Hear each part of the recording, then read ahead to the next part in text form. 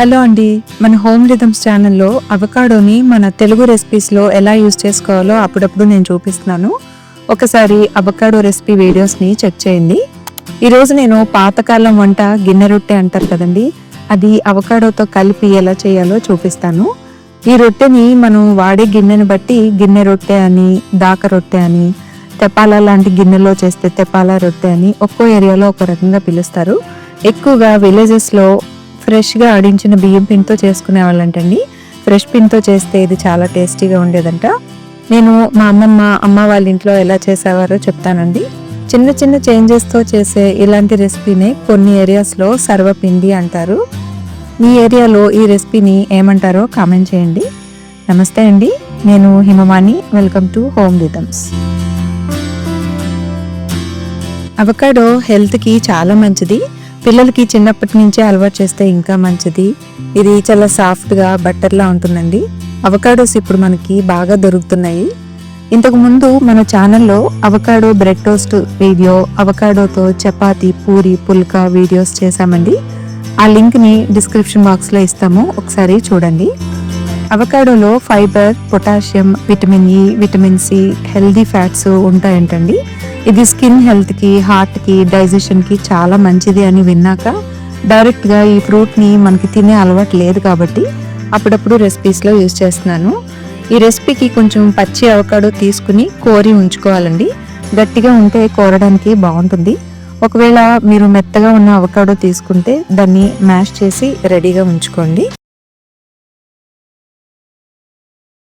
ఈ రెసిపీకి ఒక గ్లాసు బియ్యం పిండి, ఒక గుప్పెడు పచ్చిశనగపప్పు తీసుకుంటున్నానండి.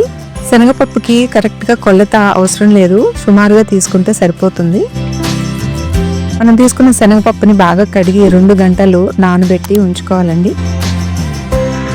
ఇప్పుడు స్టవ్ మీద గిన్నె పెట్టి 1 గ్లాసు నీళ్ళు పోయాలండి. 1 గ్లాసు పిండికి 1 గ్లాసు నీళ్లు పోసి పిండి ఉక్కబెట్టాలి. చెక్కలకి, పాల తాలికలకి పిండి మనం ఉక్కబెడతాం కదా, అట్లా చేయాలి. ఇప్పుడు నీళ్ళలో నానబెట్టిన శనగపప్పు, 1/2 స్పూన్ జీలకర్ర, సరిపడా ఉప్పు వేసుకుని, ఉప్పు సరిపోయిందో లేదో ఇప్పుడే చెక్ చేసుకోవాలండి. ఏమాత్రం ఉప్పు ఎక్కువ కాకుండా చూసుకోవాలి. కొంచెం చప్పగా ఉన్నా పర్వాలేదు, కానీ ఎక్కువ అయితే రొట్టె అసలు బాగోదండి. కొంచెం పల్లీల పొడి కూడా నచ్చితే వేసుకోవచ్చు. నీళ్ళు ఇలా మరిగిన తర్వాత పిండిని స్లోగా వేసుకుంటూ అస్సలు ఉండలు లేకుండా బాగా కలుపుతూ ఉండాలండి. పిండి బాగా కలిపిన తర్వాత స్టవ్ ఆఫ్ చేసి మనం కోరి రెడీగా ఉంచుకున్న అవకాడో వేసుకుని ఈ అవకాడోని కూడా బాగా కలిపి మూత పెట్టి ఉంచితే వేడికి బాగా మగ్గుతుందండి పిండి. అవకాడో ఇష్టం లేకపోతే వట్టి బియ్యం పిండితో కూడా చేసుకోవచ్చు. ఓన్లీ పిండితో చేస్తే కార్బోహైడ్రేట్స్ మాత్రమే ఉంటాయి కదండి. అదే అవకాడోతో చేస్తే మంచి న్యూట్రియంట్స్ కూడా యాడ్ అవుతాయి. 1 గ్లాస్ పిండికి 1/2 అవకాడో వేసానండి. ఈ ప్రాసెస్ అంతా లో ఫ్లేమ్లోనే చేయాలి.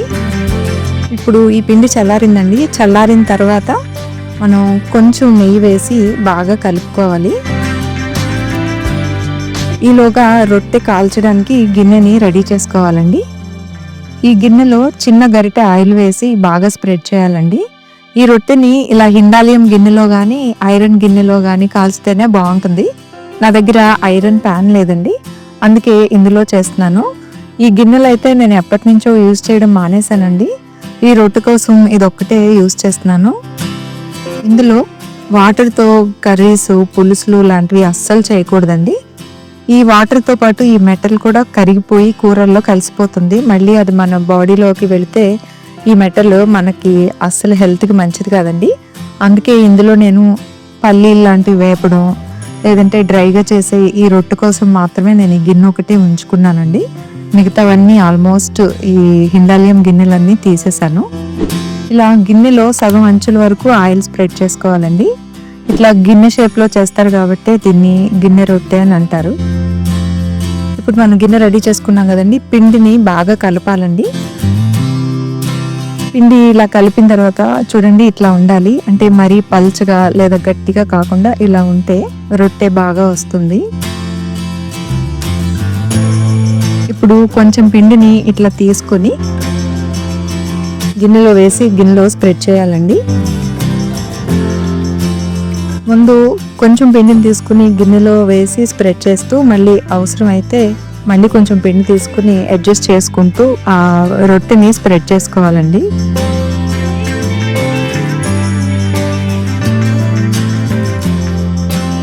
పిండి చేతికి అంటుకోకుండా కొద్దిగా ఆయిల్ వేసుకుని అవసరమైతే కొంచెం పిండి వేసుకుని అడ్జస్ట్ చేసుకుంటూ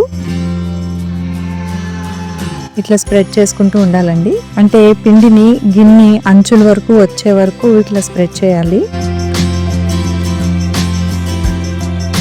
మరీ పలుచగా కాకుండా మరీ దళసరిగా కాకుండా సమానంగా చేయాలండి. పిండిని సమానంగా అంటే దళసరిగా కాకుండా పలుచగా కాకుండా కరెక్ట్గా స్ప్రెడ్ చేసుకుంటే రొట్టె బాగా కాలుతుందండి.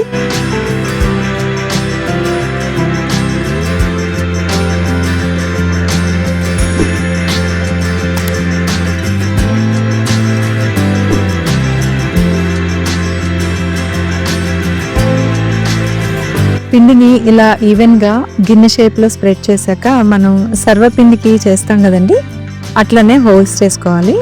ఈ హోల్స్ చేసి అందులో ఆయిల్ని ఒక్కొక్క చుక్క వేసి కాల్చుకోవాలండి. ఇట్లా ఆయిల్ వేస్తే మధ్యలో కరెక్ట్గా కాలుతుందండి. ఎక్కువ వేయక్కర్లేదు, ఒక్కొక్క చుక్క వేస్తే సరిపోతుంది. ఎందుకంటే ఆల్రెడీ మనం గిన్నెకి స్ప్రెడ్ చేసాం కదా. ఇప్పుడు గిన్నెని స్టవ్ మీద పెట్టి కాల్చుకోవడమేనండి. ఈ రొట్టె మొత్తం సిమ్లో అంటే లో ఫ్లేమ్ నుండి కాల్చుకోవాలి.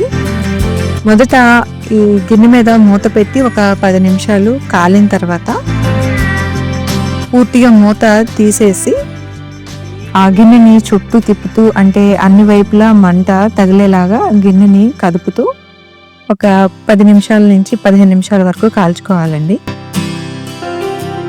ఈ రొట్టె కాలింది అనడానికి ఆ హోల్స్ లో బ్రౌన్ కలర్ లో కనిపిస్తుందండి. అలాగే రొట్టె అంతా పైన లైట్ గోల్డెన్ బ్రౌన్ కలర్ వచ్చే వరకు కాల్చితే పర్ఫెక్ట్ గా క్రిస్పీగా వస్తుందండి. ఇప్పుడు రొట్టె అయిపోయినట్టేనండి. స్టవ్ ఆఫ్ చేసి మనం ప్లేట్లోకి తీసుకోవడమే. ఇది మార్నింగ్ బ్రేక్ఫాస్ట్కి కానీ ఈవినింగ్ టీ టైంలో తినడానికి కానీ బాగుంటుందండి.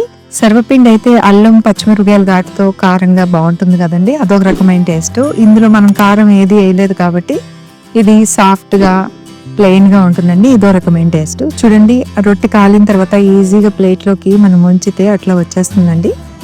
ఆ రొట్టె కింద బాగా కాలి క్రిస్పీగా ఉంటుంది, పైన సాఫ్ట్గా ఉంటుందండి. ఇది చాలా బాగుంటుంది. చూడండి, ఇది గిన్నె షేప్లో ఉంది కాబట్టి మనం గిన్నె రొట్టె అంటాము.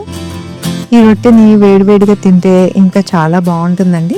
ఇందులో కొంతమంది పచ్చి కొబ్బరి కూడా వేసుకుంటారండి, కావాలంటే అది కూడా వేసుకోవచ్చు. మన ఛానల్లో ఉన్న అవకాడో రెసిపీస్ని ట్రై చేసి ఎలా ఉన్నాయో కామెంట్ చేయండి. ఈ రెసిపీ కూడా మీకు నచ్చిందని అనుకుంటున్నాను. నచ్చితే లైక్ చేయండి, షేర్ చేయండి, ఛానల్ సబ్స్క్రైబ్ చేయండి. థ్యాంక్ యూ అండి.